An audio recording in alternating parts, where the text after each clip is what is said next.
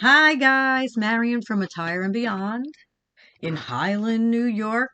We are a clothing store. We have pre-loved and new clothing and gifts, accessories, knickknacks, treasures, trinkets, whatever you call it.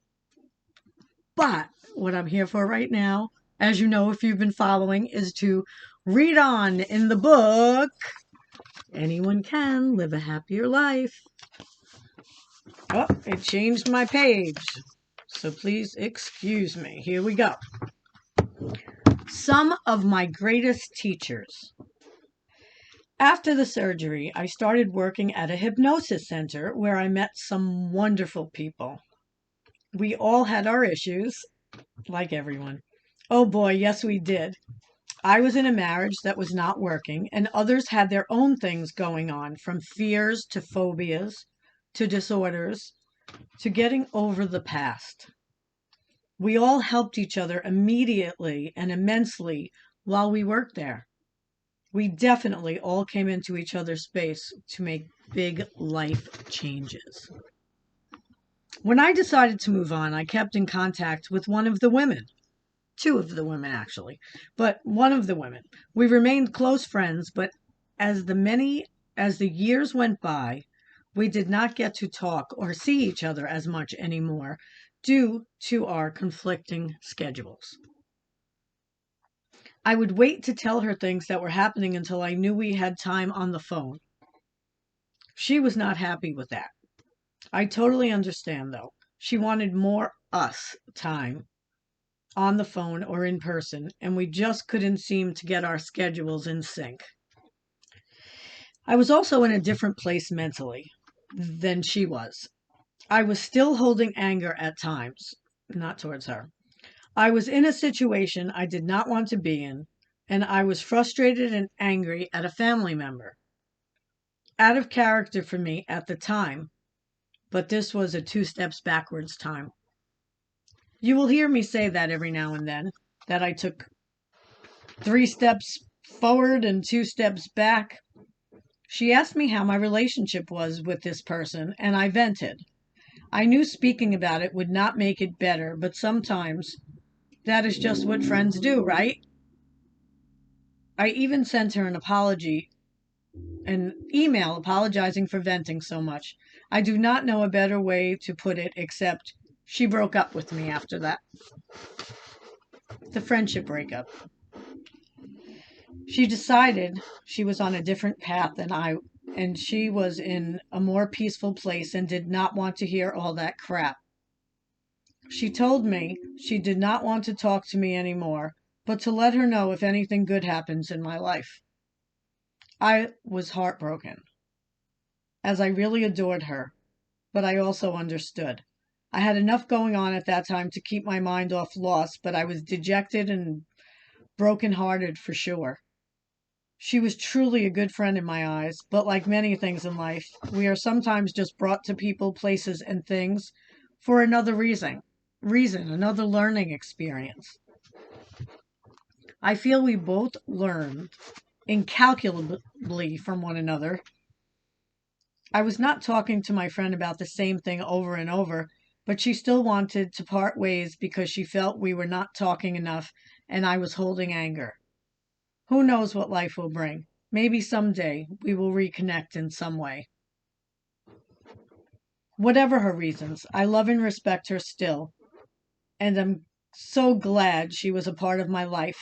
As I said, I believe we all come in and out of each other's lives for a reason. Some stay and some leave. I am grateful for the time we shared. It is all good. Again, it is always perfect, as Cynthia says, and she is right. Whatever her reasons. Oh, I read that already. I, too, had to make the difficult decision with a friend or two in the past. I think sometimes it happens when you are getting to a better place. The people who are not serving you or the universe in a positive way or hold a lot of anger are not very welcome in your space. For me, it is okay if people are talking and venting. about things and doing something about them. But if they are just reliving the same experience over and over again, I do not want to hear it. Sorry. It only puts a whole lot of negativity in my space while getting them nowhere. Yes, my belief is truly the more you keep on talking about something that bothers you, the more it bothers you. It just keeps building up more.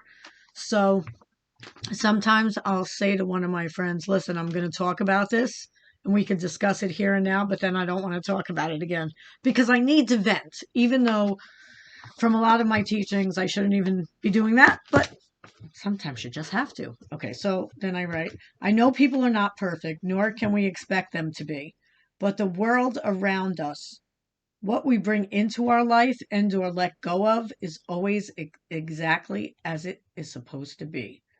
Perfect. I can't be perfect? What? My sister looked at me one day and said, you want to be perfect, and you will never be perfect, Marion. Nobody is. What? Did she just say I can't be perfect? That was a light bulb moment. When I heard those words, I thought, if I always want to be perfect and no one is perfect, I will never feel good enough or feel as if I achieved anything to the degree I expect from myself. Wow. What an eye-opener. Permission not to be perfect. You listening, you people out there who want everything to be perfect? Let's see. Blah, blah, blah. Leave it to my sister to tell me I will never be perfect. No one is perfect. What a wonderful concept. Thanks, sis. It was another life-changing moment for me. I believe people who endeavor for perfection will always fall short. Of course, we can make every effort to be unsurpassed and do our very best, but if we are striving for perfection, we might as well just pack it in. We are all human beings. Do you know any human being who is perfect?